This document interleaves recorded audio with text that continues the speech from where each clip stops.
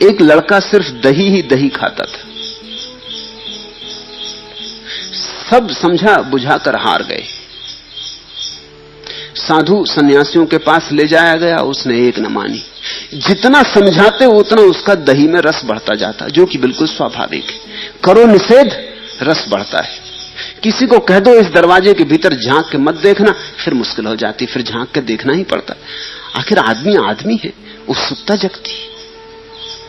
जिस चीज को दिखाना हो लोगों को, उसको छिपाना, मगर इस ढंग से छिपाना कि लोगों को पता चल जाए कि तुम छिपा रहे हो, बस फिर लोग आ जाएंगे। तुमने देखा ना, जिस फिल्म में सब बच्चों को बुलाना हो उस पर लिख दो केवल वयस्कों के लिए, सब चले। छोटी उम्र के लड़के 2 आने की मूछ लगा के पहुंच जाएंगे। अगर वयस्कों के लिए है तो जाना जरूरी है, जरूर कुछ मामला है। निषेध तो वही होता है जहां कुछ हो रहा हो। विज्ञापनदाता लिख देते हैं पढ़ना मना है विज्ञापन के ऊपर, कृपा करके इसको मत पढ़िए। फिर आप बिना पढ़े आगे नहीं निकल सकते। कैसे निकलेंगे? जितना समझाया साधु सन्यासियों ने, गुरुओं ने कि दही बहुत बुरा है, उन्होंने बड़ी बड़ी आयुर्वेद से उल्लेख किए कि दही के क्या क्या नुकसान है, उतना ही उसका रस दही में बढ़ता गया। आखिर एक बूढ़े आदमी के पास उसे ले जाया गया। रहा होगा बूढ़ा कुछ मेरे जैसा। उसने क्या कहा? उसने कहा बेटा दही खाना कभी मत छोड़ना, इसमें बड़े गुण हैं, ये तो लाख दवाओं की दवा है दही। वो बेटा भी चौंका कि इतने दिन हो गए कभी किसी ने ये नहीं कहा। जिसके पास गए वही दही के खिलाफ था। ये बूढ़ा होश में है, मानता तो वो भी था कि खराब है, क्योंकि तकलीफ तो वो भी भोगता था दही के कारण। सर्दी जुकाम पकड़े रहता, बुखार आ जाता। अभी जवान था लेकिन फीका होने लगा था, दही मारे डाल रहा था। मगर जितना लोग समझाते थे उतनी जिद पकड़ती जाती थी, तो अहंकार भी अकड़ता जाता था। इस बूढ़े की बात उसने भी जरा चौंक के सुनी। उसने कहा क्या कह रहे महाराज, दही में बड़े गुण। उसने करे लाख दवाओं की दवा है दही, रामबाण समझो इसे। तुम कभी भूलनी मत, चूकनी मत, दुनिया कुछ भी कहे तुम डटे रहना।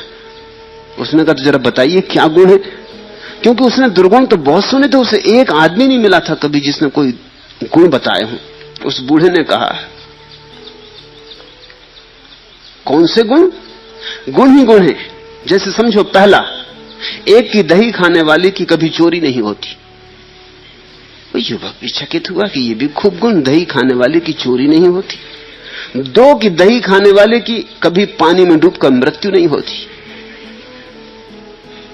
उसने देखा कि बूढ़ा पागल तो नहीं है, दही से पानी में डूबने का क्या संबंध। और 3 के दही खाने वालों को कभी कुत्ता नहीं काटता। उसने कहा आप होश में तो हैं, क्या बातें कर रहे हैं, किस शास्त्र में लिखा है, आयुर्वेद में कहां लिखा है?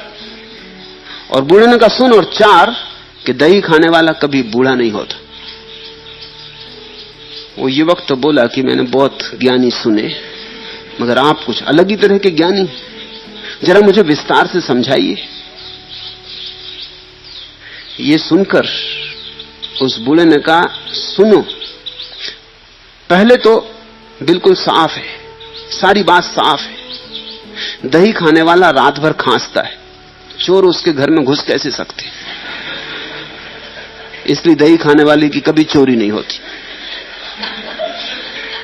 दही खाने वाला सर्दी से इतना पीड़ित रहता है कि पानी के पास जाने से डरता है, नदी में डूब कर मरेगा कैसे। और दही खाने वाला इतना कमजोर हो जाता है कि लाठी टेक टेक के चलता, कुत्ता उसको काटेगा कैसे। और दही खाने वाला जवानी में मर जाता, बूढ़ा होगा कैसे। तू बेटा खूब दही खा। कहते हैं उसी दिन उस युवक का दही खाना छूट गया। मैं भी तुमसे यही कहता हूं, खूब दही खाओ, न तुम्हारी चोरी होगी, न कुत्ता तुम्हें काटेगा, न पानी में डूब के मरोगे, न तुम बूढ़े होगे।